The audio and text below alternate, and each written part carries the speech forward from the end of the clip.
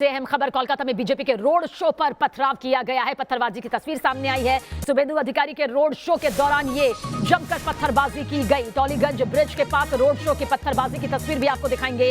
रास बिहारी मोड़ से पहले देखिए रोड शो हो रहा था जिस पर पत्थरबाजी की ये तस्वीर सामने आई, जो इस वक्त आप अपने टीवी स्क्रीन पर देख रहे हैं। छतों के ऊपर से बताया जा रहा है कि बड़े बड़े पत्थर फेंके गए।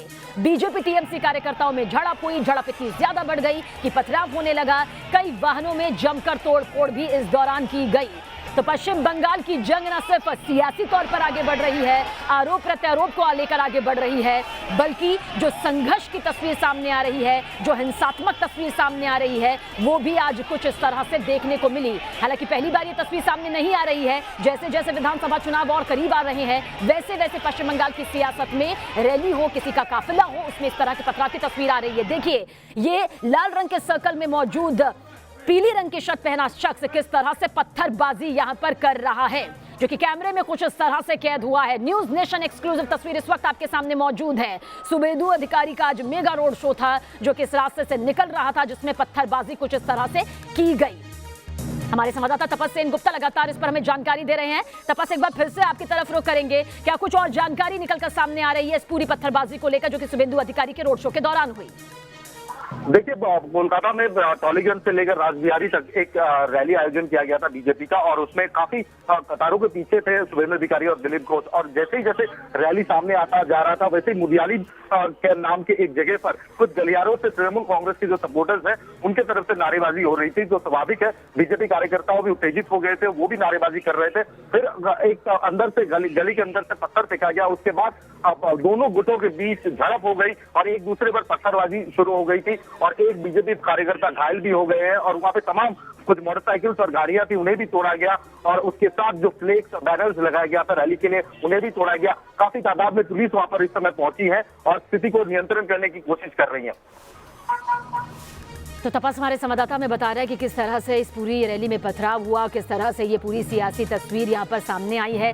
तपस, क्या कुछ कहा जा सकता है, क्योंकि रैली हो या किसी दिग्गज का काफिला हो, जिस तरह से ये खूनी संघर्ष यहाँ पर दिखाई दे रहा है, कानून व्यवस्था पर सवाल उठ रहे हैं। हालांकि ममता सरकार सीधे तौर पर कह रही है कि कानून व्यवस्था यहाँ पर किसी भी तरह से चरमराई हुई नहीं है, बिगड़ी हुई नहीं है, लेकिन विधानसभा चुनाव जैसे जैसे करीब आ रहे हैं, ये संघर्ष और ज्यादा जोर पकड़ता नजर आ रहा है। कानून व्यवस्था पर सवाल उठने लेकिन कितने लाजमी हो जाते हैं?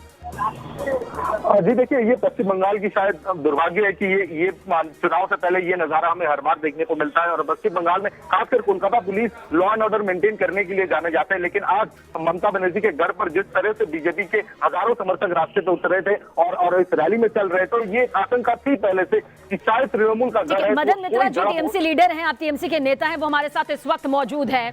मदन मित्रा जी, आप लोग कहते हैं कि कानून व्यवस्था पर सवाल उठाना सही नहीं, लेकिन ये आप ही का राज्य है, आप ही का कोलकाता है, जिस पर अभी तो फिलहाल आप ही की सरकार है। एक रैली यहां से गुजरती है शुभेंदु अधिकारी की, और इस तरह की पत्थरबाजी यहां पर होती है, ये तस्वीरें यहां पर सामने आती है। फिर आप लोग कहते हैं कि कानून व्यवस्था पर सवाल मत उठाइए, सब सही चल रहा है, लेकिन जो तस्वीरें हैं क्या वो बताने के लिए काफी है कि ये सही है?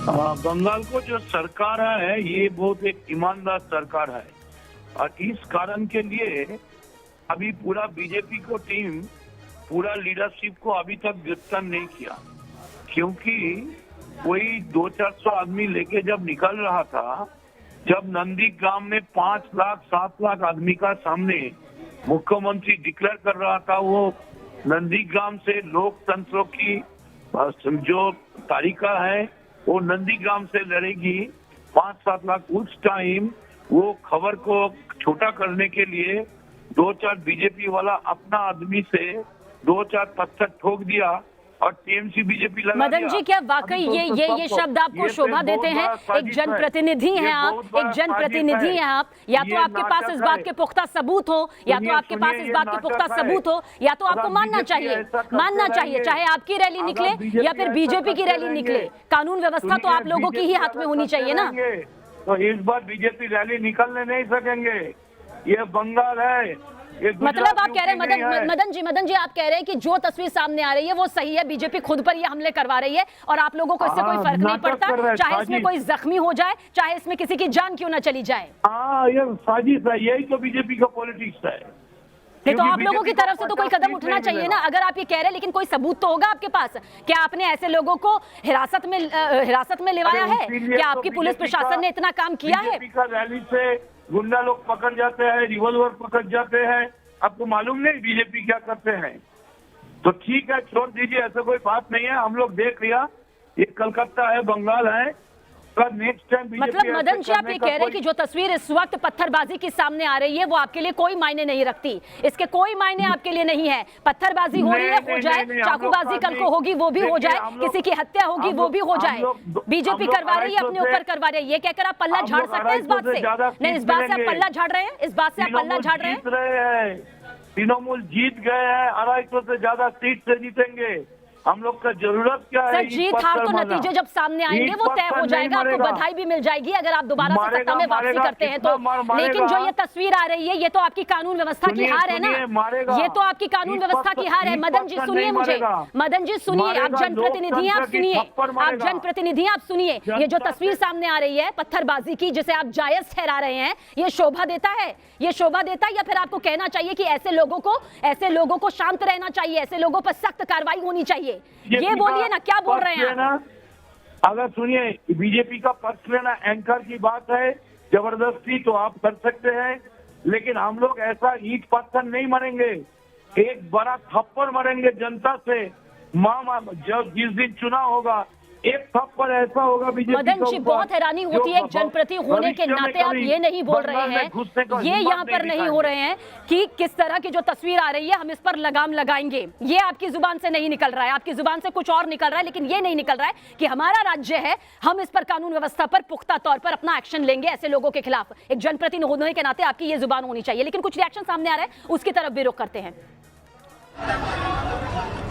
আমি আজকের এই বিরাট 2.8 কিলোমিটার, প্রায় 3 কিলোমিটার শোভাযাত্রা বলবো, কারণ আপনারা হেঁটেছেন, আমরা নেতা নেত্রীরা গাড়িতে ছিলাম, পদযাত্রা বলা যাবে না। আমি আপনাদের সবাইকে প্রথমেই জাতীয়তাবাদী দেশপ্রেমিক গৈরিক অভিনন্দন জানাবো এবং দক্ষিণ কলকাতা জেলা ভারতীয় জনতা পার্টির দক্ষ সংগঠক সভাপতি